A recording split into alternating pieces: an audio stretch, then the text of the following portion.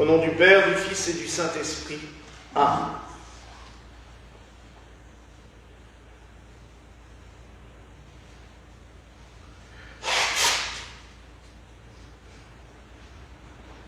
Mes frères et sœurs, nous célébrons ce soir ce troisième nom divin, au rejeton de la racine de Jessé, ou au rejeton de Jessé.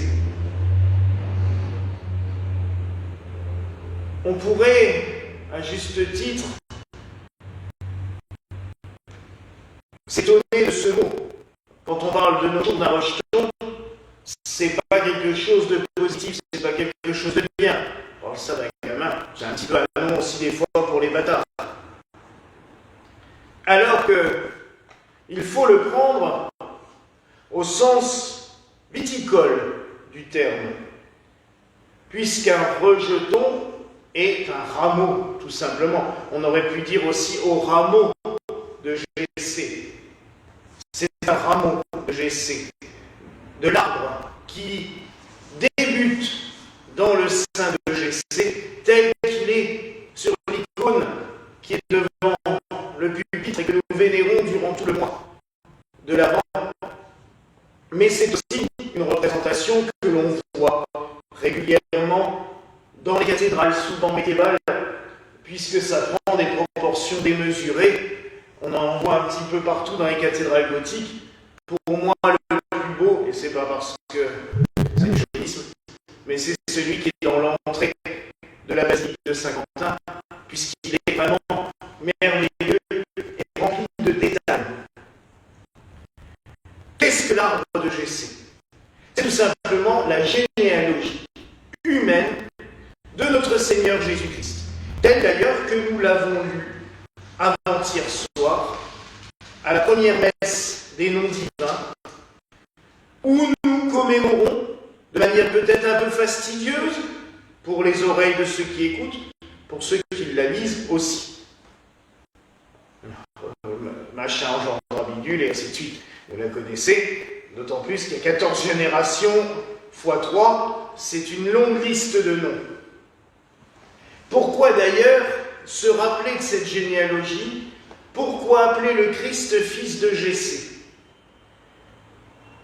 Tout simplement parce que quand le Seigneur, notre Dieu, créateur de toutes choses, a voulu que son Verbe prenne chair, qu'il devienne un des nôtres, il ne l'a pas juste posé comme ça sur la terre, comme certains veulent bien nous le faire croire. Ce n'est pas une soucoupe qui a fait tomber un Élohim. Non. Dieu a entré son Fils dans notre nature humaine, mais aussi dans cette descendance royale, dans cette descendance davidique du peuple d'Israël, pour bien marquer qu'il le mettait dans ce peuple, qu'il était issu de ce peuple, qu'il allait sauver ce peuple. Alors cela ne veut pas dire qu'il ne vient pas pour les autres. D'ailleurs, après-demain, dimanche, nous vénérerons comme roi des nations. Donc bien la preuve qu'il vient pour tout le monde. Mais il est ancré dans cette terre. On voit bien sur cette icône que Jessé, qui est allongé là, le tronc sort de lui-même. Il est celui dont est issue toute cette génération, où il y a David, où il y a Salomon, où il y a la Vierge Marie. Parce que cette nature humaine, il la tient de la Vierge Marie. Marie était de cette descendance de David. Alors oui, quand nous lisons la généalogie de Matthieu, c'est celle de Saint Joseph. On se demande d'ailleurs, parce qu'elle est assez étrange, et je sais que souvent les fidèles se posent la question, oui, alors on aurait toute une généalogie pour nous dire que Joseph épousa Marie, dont est issu Jésus. Donc en fait, oui, on saute. Là, cette généalogie-là, elle est pour marquer que Jésus, né de la Vierge Marie, a quand même été mis aussi dans une famille, puisque c'était la famille du mari qui comptait. Je rappelle malheureusement que cette époque-là était extrêmement misogyne. Donc, c'était la famille du mari qui comptait pour dire que non seulement Jésus a le sang davidique, on peut le voir dans les autres généalogies du Christ, mais il a été placé dans cette famille-là. Ainsi, les deux généalogies, en fait, Joseph et Marie sont cousins. Ça remonte quand même assez loin, mais ils sont en parenté. Ils sont de cette famille de David, de cette race de Jessé, et il va naître dans la ville de Bethléem, qui est justement de cette race de Jessé. Dieu n'a pas placé notre Seigneur Jésus-Christ n'importe comment. Il l'a ancré, enraciné dans notre peuple. La deuxième particularité de la messe de ce jour est cet évangile extrêmement long qui nous parle de ce qui est arrivé à Zacharie alors qu'il était grand prêtre du temple et qu'il était stérile avec son épouse Élisabeth. On nous parle tout simplement de la conception de Saint Jean-Baptiste. Si vous faites un calcul rapide, 24 juin, moins 9 mois, on arrive au octobre. On nous dit que c'est quelques semaines après que Zacharie soit revenu de son service au temple. Donc, l'offrande de l'encens qu'a fait Zacharie tombe au moment du grand pardon de Yom Kippour, qui était la célébration la plus importante au temple. C'était le rituel le plus sacré.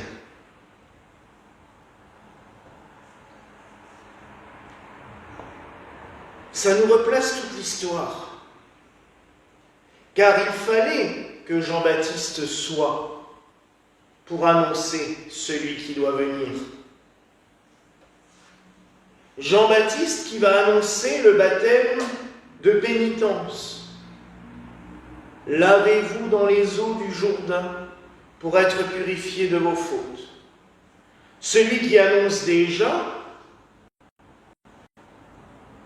la purification par le baptême christique du péché originel, puisque c'est quand même, je vous le rappelle aussi, ce à quoi sert le baptême en priorité. Non seulement c'est un rite pour devenir chrétien, mais c'est surtout ce rite qui nous lave du péché originel et de tout ce passif emmagasiné par nos familles, par nos ancêtres. Ainsi, Jean-Baptiste est conçu au moment même du grand pardon, qui sera totalement accompli, mais totalement accompli, mis en œuvre par le Christ. Cette cérémonie n'aura plus lieu d'être parce que je dirais que Yom Kippour devient permanent par l'avènement du Christ. Et je ferai juste encore un parallèle, c'est que quand on prend un autre passage des évangiles qui est la transfiguration, on dit que le mont Tabor est élevé à 588 mètres. Si on fait la valeur guématrique ou numérologique de 588 pour le réduit, on arrive à 6. Et 6, c'est la lettre hébraïque Shin de la bénédiction des grands prêtres. Et quand le Christ est sur le Tabor, c'est cette bénédiction des grands prêtres, du grand prêtre unique, universel, définitif. On le dit d'ailleurs, on appelle le Christ souverain prêtre. Il y a même une fête qui lui est dédiée. sa bénédiction s'étend sur toute la terre. Donc vous voyez, mes frères et sœurs, que rien n'a été fait au hasard par notre Seigneur Jésus-Christ, par le Père, qui nous l'a envoyé, par l'Esprit Saint, qui est au travail depuis toujours. Tout a été fait. Et quand on y réfléchit, quand on étudie un petit peu tout cela, on se rend compte de l'œuvre, du plan divin qui est purement fabuleux et qui nous offre une transformation totale du monde. Ce que je disais hier soir déjà, Noël, c'est le pivot du monde entier. Tout a été transformé, tout a été bouleversé, tout a été changé par la nativité du Christ. Alors mes frères et sœurs, encore une fois, acclamons-le, supplions-le. Viens Seigneur Jésus. Que cette prière qui nous mène vers Noël nous fasse hâter son retour. Que nous l'invoquions, que nous le réclamions, que nous le supplions. Voilà la grâce que je nous souhaite en ce soir au nom du Père, du Fils et du Saint-Esprit.